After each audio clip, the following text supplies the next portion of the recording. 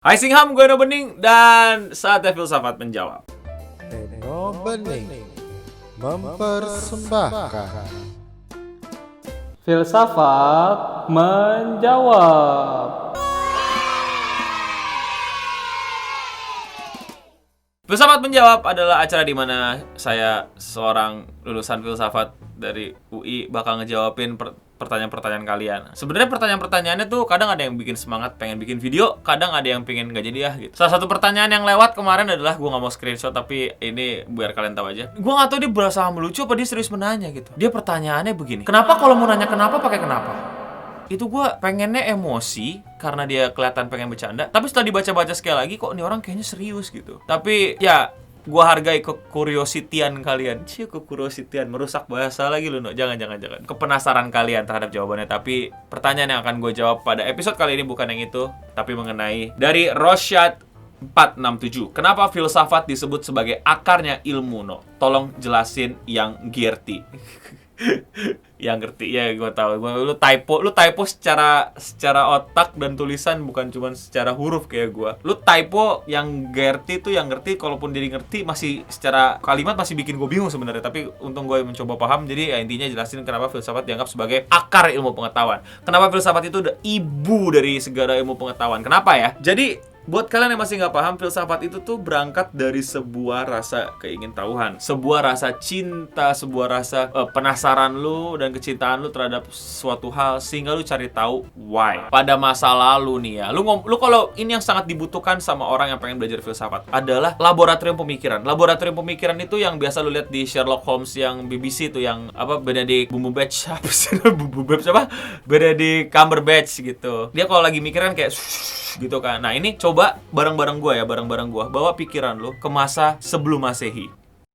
Beribu-ribu tahun sebelum Masehi, di peradaban Yunani, di mana orang-orangnya pakai baju yang kabarnya, pakai baju yang begini nih ya, yang ininya kelihatan biasanya, terus kain doang, terus mereka tebel, jenggotnya segala macem gitu ya. Masih nyembah Zeus, masih percaya Hades, masih bikin tumbal-tumbal dan lain-lain gitu. Di era itulah filsafat tercatat lahir. Pada masa itu kagak ada universitas jurusan teknik, kagak ada kampus jurusan teknologi informasi, kagak ada. Anak IT kagak ada, apalagi anak DG, anak DKV kagak ada ya. Kagak ada begituan. Adanya prajurit perang, adanya budak, adanya senator, adanya pemahat, adanya penjual. Pada era itu lu pikirin, kagak ada namanya SD Impres, kagak ada namanya SD itu. Nape tawa lu, wey.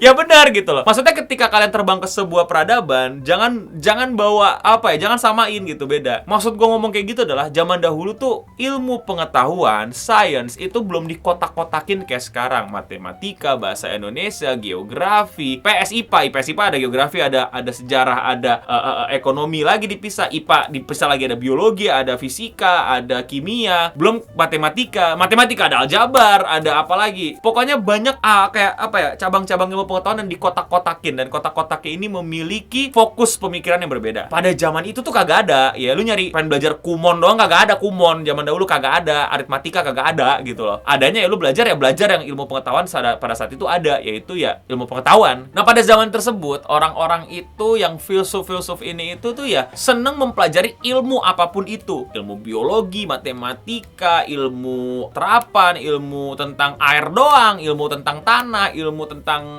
ngukur matahari, ilmu tentang kepercayaan pada masa itu, ilmu pahat pada masa itu. Intinya belajar apapun yang bisa dipelajari. Nah, orang-orang yang belajar banyak hal itu, yang nggak menjurus ke satu jurusan itu, yang pengen belajar dan pengen menjawab pertanyaan-pertanyaan besar itu, disebutnya sebagai filsuf atau filosofer pada saat tersebut. Yaitu orang yang cinta akan kebijaksanaan atau cinta akan pengetahuan, karena mereka pengen belajar terus belajar karena mereka penasaran akan pertanyaan-pertanyaan yang mungkin kalian sering keluarkan sepele gitu. Kenapa kita ada? Ini apa? Kita terbuat dari apa? Asal muasal dunia tuh gimana? Ini kita ada akhir dan awal nggak dunia nih gitu? Ini kita bisa daging kayak gini tuh dari unsur apa gitu? Apakah air, tanah, api, udara, dan lain-lain? Kayak gitulah orang-orang awalnya mempelajari segala sesuatunya. Pada saat itu mereka nggak tahu ini filsafat dan lain-lain, nggak tahu. Mereka pokoknya belajar ilmu aja. Ini ilmu terapannya buat apa? Fungsinya buat apa? Jadi lebih kepada ini ilmu menjawab pertanyaan apa, nanti fungsinya buat apa. Nah, dari situlah banyak orang belajar banyak hal, banyak sesuatu, banyak ilmu pengetahuan, banyak cabang-cabang ilmu pengetahuan pengetahuan hadir tuh, terutama di masa-masa Aristoteles, yang sering dijadikan bencana di channel ini ya. Si Aristoteles ini nih, dia nih yang mulai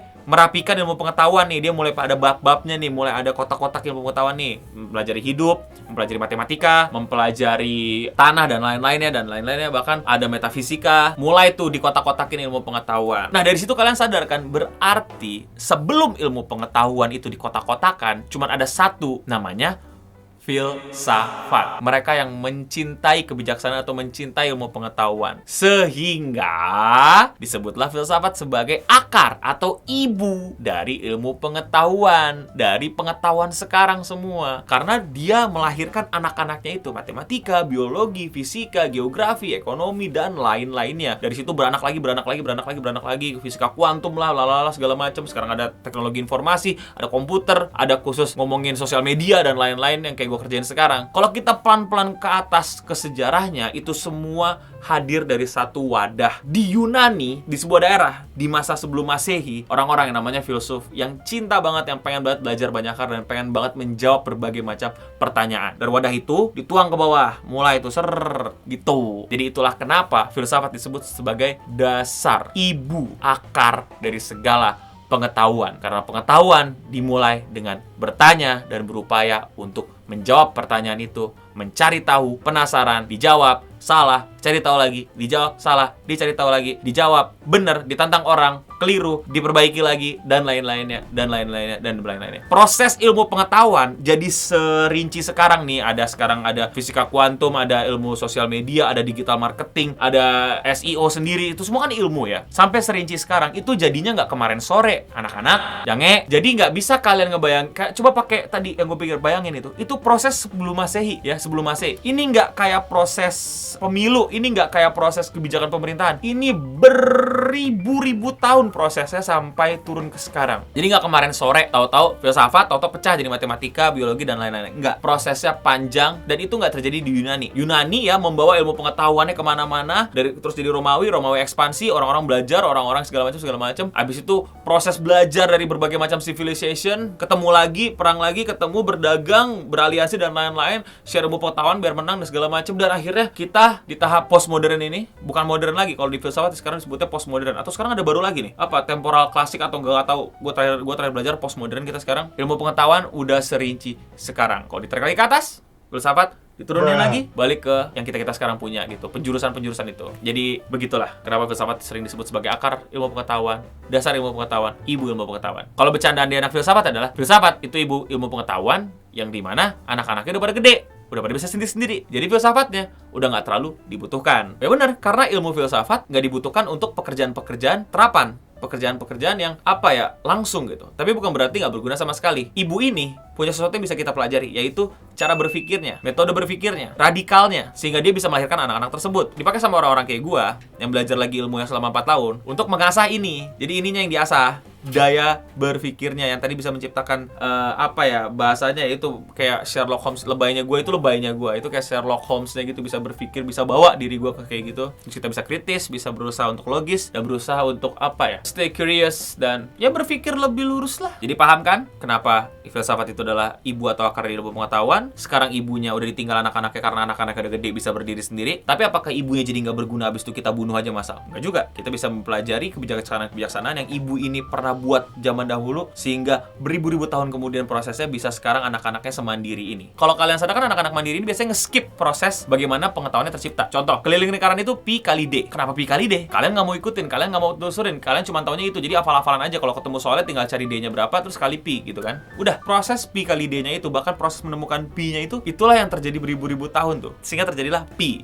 gitu kan. Ya filsafat juga kayak gitu. Proses bertahun-tahunnya itu tuh yang bisa kita pelajarin. Oh, dia berpikir secara seperti ini, proses gagalnya ini segala macam, kritisnya gini segala macam. Nah, itu bisa dipakai untuk gue gitu. Paham ya? Ya, jadi itulah kenapa filsafat adalah ibu atau akar dari segala ilmu pengetahuan. Semoga jadi menjawab sekaligus juga apa guna filsafat di tahun postmodern ini atau di tahun 2020 ini. Kenapa kita mesti belajar filsafat lagi? Kenapa nggak belajar terapannya langsung? Ya nggak salah sih, boleh aja lu belajar terapannya langsung selama itu yang bermanfaat buat hidup lu atau itu preferensi hidup lu. Nggak ada masalah, nggak ada kewajibannya. Tapi kalau lu pengen belajar filsafat, nggak masalah juga. Silakan, itu preferensi hidup lu selama lu nggak ngelukain orang, ya kan? Dan itulah dia filsafat menjawab. Nah, kalian ada pertanyaan nggak mengenai topik ini? Coba komen di bawah. Atau kalian punya kritis terhadap argumen gue tadi juga bisa komen di bawah. Kita ngobrol dan kita diskusiin sebagaimana masa lalu nenek moyang kita, seorang filsuf itu berdiskusi, berdialog, dan menghasilkan ilmu pengetahuan. Ayo, kita tiru. Kalau kalian suka konten kayak gini, jangan lupa subscribe dan nyalain notifikasinya. Dan like. Dan jangan lupa untuk share ke tongkrongan kalian untuk masih bingung ngejawab filsafat tuh kenapa disebut ilmu dari pengetahuan, lahirnya gimana, segala macem. Dan jangan lupa follow gue di sosial media untuk nanya-nanya mengenai hal kayak gini. Oke, gue tunjuk komen kritis kalian di komen di bawah. Gue pengen baca-bacain. Jangan ragu, jangan takut. Ini mumpung sama gue. Gue gak ngasih kalian nilai, jadi silakan salah, silakan sotoy. Gunain semua argumen yang ada di otak kalian, tumpahin aja berantakan. Yang ledekin, yang kata-katain, yang ngejelek-jelekin gue, bukan guru kalian, gak berpengaruh ke nilai kalian di sekolah. Mumpung ini gue, just do it right now. Komen di bawah, sotoy. Sekarang. Tapi sotoynya niat baik ya, emang beneran pengen tahu apakah sotoyannya bener. Bukan sotoy yang kayak, gue pengen lucu. That's not good. Well, that's just you being, I don't know, have so much time spare. I don't know. Dan itu aja untuk kita semua. Stay clean and sound.